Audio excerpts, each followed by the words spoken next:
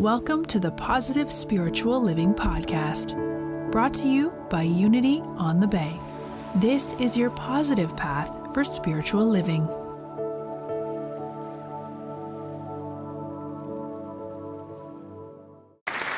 Well, today we're going to talk about miracles, and scientists hate the idea of miracles. Because when a miracle happens, there's a law of nature that gets broken. It doesn't rub scientists very well. But let me give you some examples of some miracles that happen on a regular basis in quantum physics. For instance, we know an object can't be in two different places at the same time, right? Wrong. If an electron's circling an atom and nobody's watching the electron magically changes into energy waves. So it's everywhere at the same time, not just two different places. How about this one? Einstein's law of relativity, the fundamental law of the universe. And of the universe of physics, of course. Now, one of the pillars upon which that law rests is nothing can go faster than the speed of light. In 1931, two very famous physicists by the name of Schrödinger and Heidelberg proposed a theory called quantum entanglement. And what quantum entanglement is, if you have a couple electrons circling an atom, they become magically entangled, which means they're beyond time-space limitations. Even if you were to separate them by 1 trillion miles, if you pushed on one, the other would instantaneously go in the exact same direction. So instantaneously, the communication would be faster than the speed of light. Einstein hated this theory. At one point, he called it spooky action at a distance.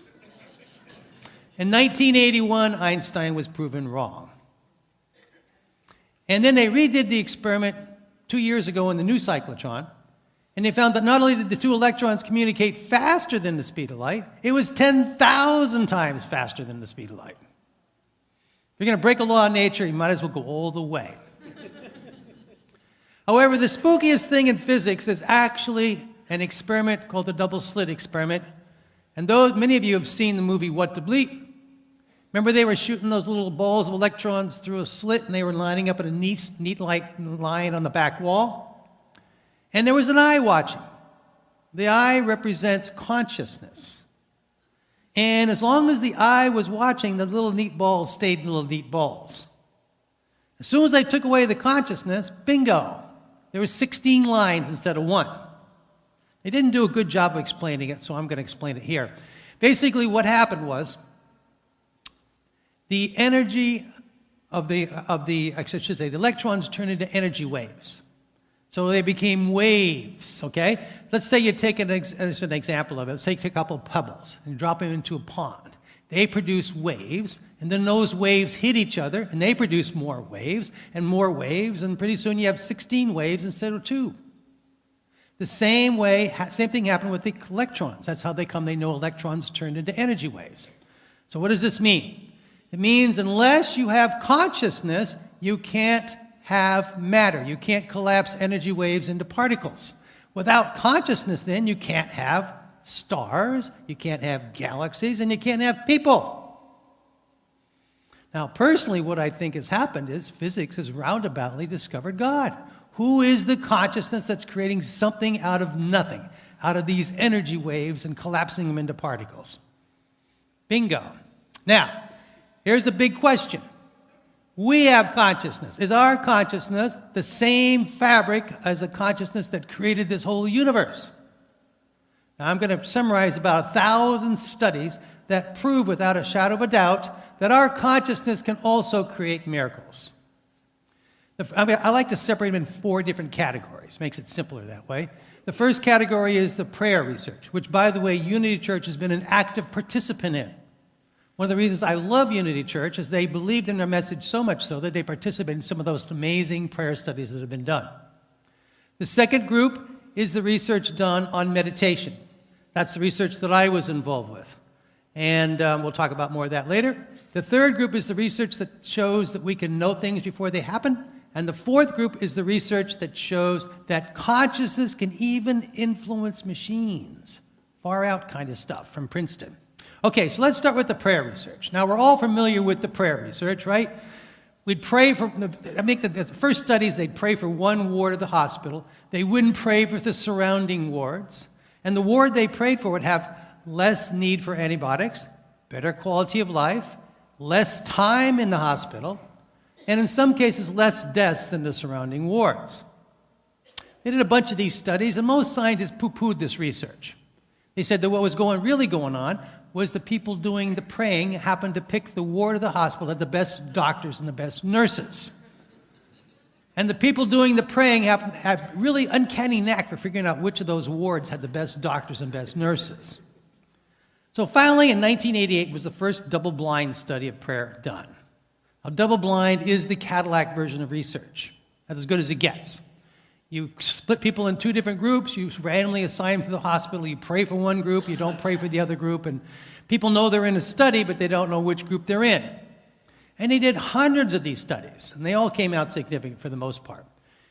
So pretty soon scientists said, okay, maybe there is something to prayer. But what is really going on with prayer, according to the scientists, was that it's positive thinking. Now, you can't be coming to this amazing church, all this energy, whoa, without knowing the value of positive thinking with Reverend Chris and Reverend Juan, right? But here's the question. Is prayer just positive thinking, or is it something else? Interesting question. One of my favorite studies on prayer was done by Unity Church. It was called a triple-blind study. It was done in 1999, done in Kansas City, which is the home of Unity. And what they did something called a triple-blind study. Now, what is a triple-blind study? Well, a triple-blind study means that the person being prayed for did not know they were being prayed for. So let me give you an example. Let's say I'm sick. Reverend Juan, Reverend Chris prays for me, and I get well faster because they're praying for me. But here's the interesting thing. They didn't tell me they were praying for me.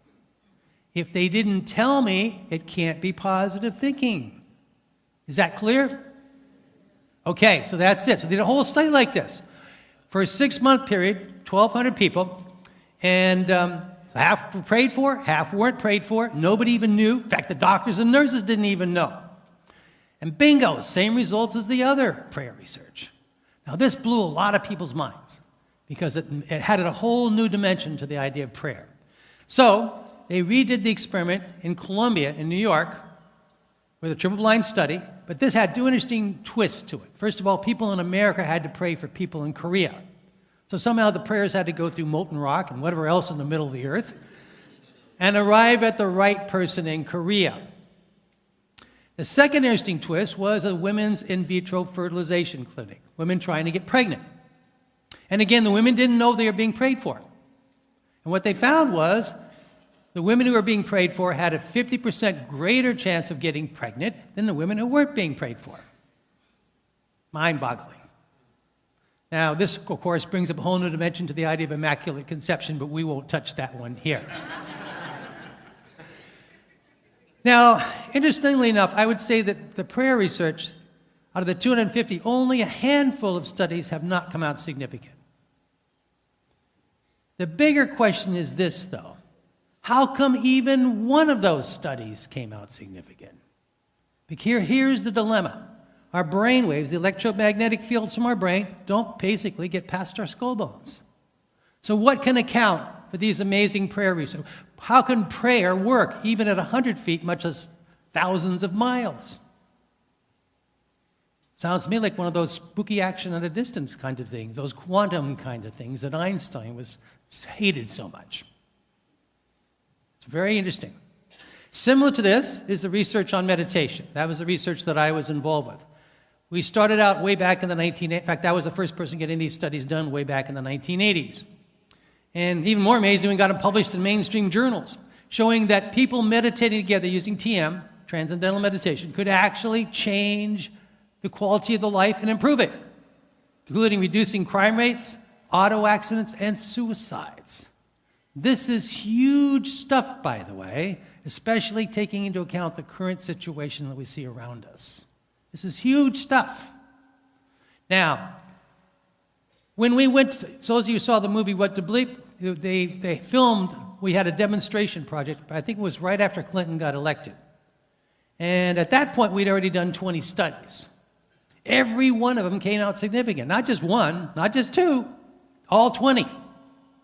So we decided to do a demonstration project. We waltzed into Washington, D.C. with 4,000 meditators and decided to change the crime rates. Now, Marion Barry was the mayor at that point. He was the cocaine mayor that had been rehabilitated. And then we told the police chief, we told all the newspapers. We announced in advance because we were absolutely sure it would work. That's how confident we were. If it didn't work, they would have poo-pooed all of our other research. But it did. We reduced the crimes by over 23% while we were there. And what we did is we go into a big, huge ballroom and meditate at the same time with a huge group of people, similar to what we just did here, okay? You guys notice that silent flow when you have 300 people meditating together? Kind of like feeling nourished, right? That's what happens. So, anyway, we all meditated, started at 7:30 or 8 o'clock, went till about 1, and then started again at 3 and went till about 7. Now, people always ask me how we did it. What's big today is this idea of intentions. And what you've been told by so many people, including the movie The Secret and a whole bunch of other stuff, and you've been told that in order to get something done, you got to intend it. You got to focus on it. You got to make it your intention clear. And if you don't do that, then you're not going to get it. So we must have been thinking about reducing the crimes the whole time we were meditating, right? How about we never once thought about reducing crimes? How about we never once thought about crimes at all? How about all we did was get out of the way and meditate together? No intentions. Of course, we did fly out there, so there was a little bit of intention. Basically, once we got there, we let go. We let the divine flow through us. We became a channel. We didn't do anything. You can't try to get to the quantum. You have to let go to get to the quantum. Reverend Charles Filmer has an amazing quote that I fell in love with. Surrender the results. Remember that quote. Surrender the results. It is huge. Okay? The next group of studies was done by accident. This is the ones that prove that we can know things before they happen. And what happened is about 12, 14 years ago, they did a series of studies, psychic studies. People were lined up in front of TVs, and every 8 seconds, a new photograph would come up on the screen. And the photographs were one of two types. The positive ones, which were nature scenes, so just look out the window on the bay and you got a nice nature scene. The negative ones, however, were very gruesome. These were people in morgues. And all the people had to do was guess in advance of 8 seconds which photograph was going to come up on the screen. And they couldn't do it. But lucky for us, that was not the end of the story. What happened was, because the gruesome photos were so gruesome, the study people that in charge decided to test anxiety in the bodies of the people participating in the study. They did it with a GSR machine, which is similar to a lie detector. So they had them hooked up.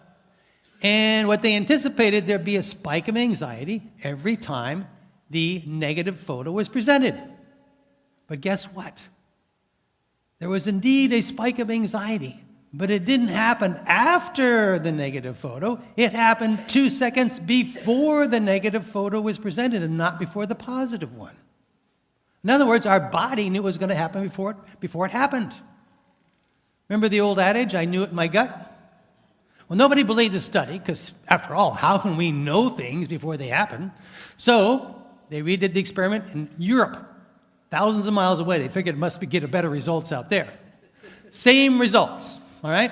Then they looked inside the MRI, the brain, and they found the whole brain would light up with anxiety about 4 seconds before the negative photo was presented.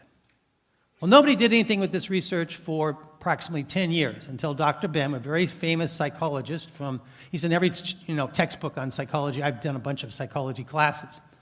And he revisited it, did the study 10 times. 9 of them came out significant, which the chances of that happening by sheer chance alone is 1 in 4 billion, I believe. He submitted it to the Journal of Social Psychology, which decided to publish it, but they didn't believe it. They said, we can't figure out what he did wrong, but he's a world-famous psychologist, so we have to publish it. But help us figure out what he did wrong, because how can we know things before they happen? So right now, psychology is in a turmoil. Personally, I think it's a good thing, because psychology is finally entering the quantum age, where time and space have no meaning. Okay, so now the next group of research studies is even more far out. This is the research studies from Princeton. And this is a group of engineers and scientists who had a brilliant idea. Let's compose and build a machine which is quantum-based. And then let's see if our brains can interact with that machine. And that's what they did. They used cosmic radiation from outer space. It was very reliable. In fact, you can run atomic clocks on cosmic radiation. That's how reliable it is. So the output from the machine was basically a 1, 0, 1, 0, 1, 0. Then they had college freshmen concentrate on these machines to see if they could change the output from 1, 0, 1, 0, 1, 0 to 1, 1, 1 or 0, 0, 0. And after about they did hundreds of thousands of trials.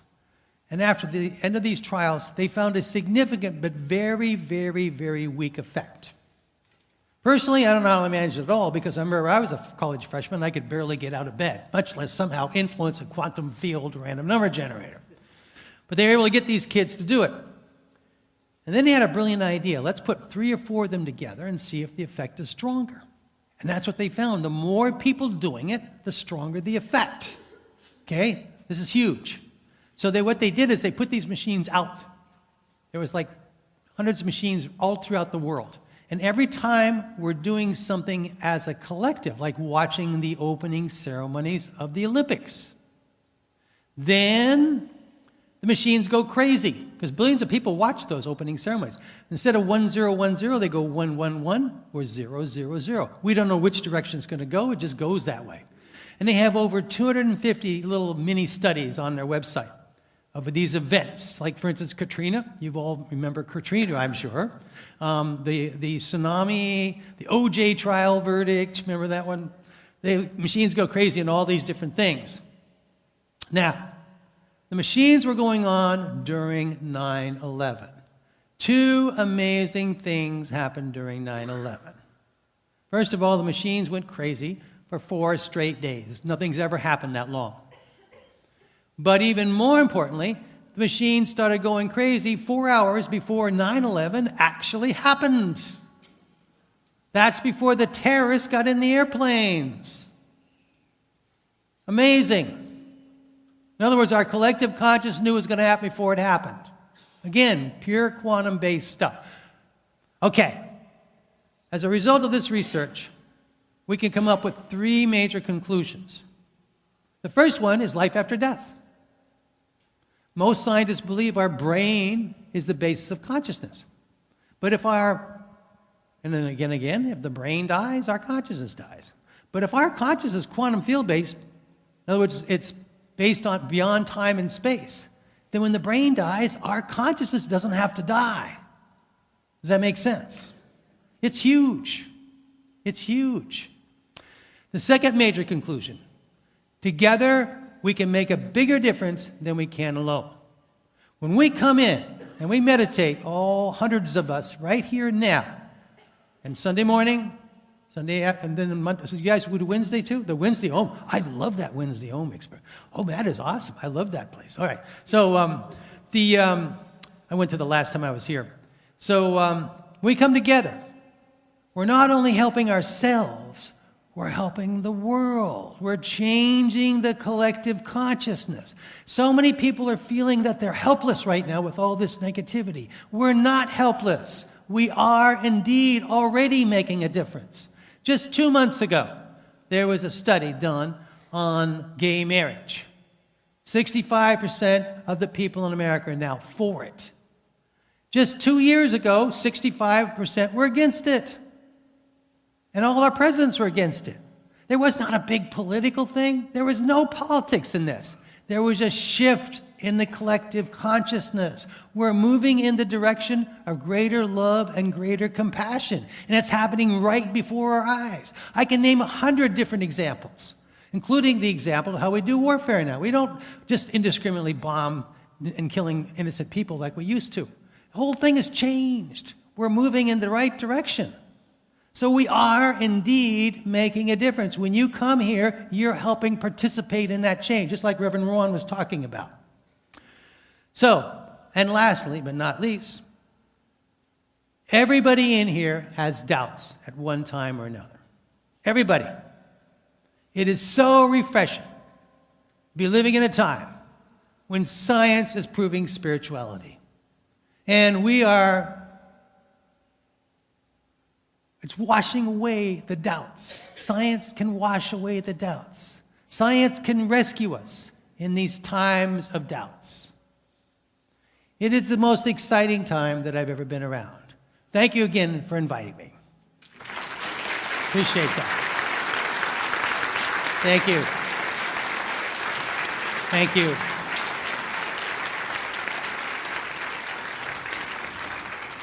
Now, I wanted to say a few words about the seminar. I've taught over 30,000 Unitics, people come to Unity churches, and most of them anyway. And I always ask my people that attend my classes, how many people know what their problems are, but they keep making the same mistakes over and over again? And almost everybody raises their hands, all right? That's not your fault. These are old brain pathways that are structured there, even in our subconscious. In fact, Deepak Chopra and Bruce Lipton both said, unless we can get to our subconscious, the positive thoughts that we have are not going to work very well. We got to clear out the subconscious. So, you're thinking to yourself, okay, this is a manifestation class, but we have to get rid of the blocks in order to manifest. There's one other variable here too.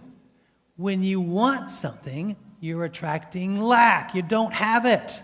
That's why I love Reverend Juan's class, because you're coming from a place of abundance. When you want something, you're coming from a place of lack. See, this is huge. Now, how are we going to do it? Well, I use the love flow to do this, but you don't just send love. You send love when you're in a higher state of consciousness. So what we're going to do is we're going to teach you tools that you can use in Reverend Juan's class and all the different classes that you take. We're going to teach you tapping on acupuncture points. The beautiful thing about tapping, it stimulates the nerves, goes right into your brain. Thinking about thoughts doesn't change thoughts. Tapping does change the brain. It changes the structure inside the brain. We have the brain scans to prove it. Then we're going to integrate it with the love flow, which is the meditation we did. And you guys experienced that silence that we had. We're going to use the silent flow, because I don't like the word silence, because people will push out thoughts, and once you push out thoughts, it's another thought. So that doesn't work either. So we're going to use a flow, and we're going to get into a higher state of consciousness, and then send love to whatever we want to manifest. And then we're going to use Ho'oponopono to clear out our subconscious blocks. So it's all based on higher state of consciousness. It'd be entirely different than any other class that you've ever taken on tapping or heart math or anything, because I integrate them all together. They're all beautiful techniques. They are amazing when you integrate them together. So if you can't, they're going to have two classes, actually one class for 2 days. If you can't make both days, you can take one day and you'll get basics in both of those classes, okay? There'll be different things both days, so it won't be repetitive. But if you can't take either class, well, I should mention this. If you can't make today's class, then you can come tomorrow, but try to come tomorrow at 5:30 so we can catch you up for tomorrow's class. Tomorrow's class starts at 6:30, so we'll catch you up, okay? And it's only $39 for one day and $49 for both days. I keep it really cheap. We need numbers. People say, you're not valuing yourself. No, I don't care about money. We need numbers. We need to change the collective consciousness. Anybody who reads newspapers can tell you we have problems right now. We need groups of people doing these techniques. Group of people praying, meditating, and surrendering, learning how to surrender. And that's what we're going to teach you how to do. So if you can't come to the classes, you can take the class home with you. I've got CDs and DVDs, and be sure to sign the mailing list. I am doing personal appointments tomorrow and the next day if anybody wants a personal session, healing session. Great. Well, I'm excited about being here. I'm looking forward to seeing you tomorrow and help you transform your life. Thank you. Thank you so much. Thanks,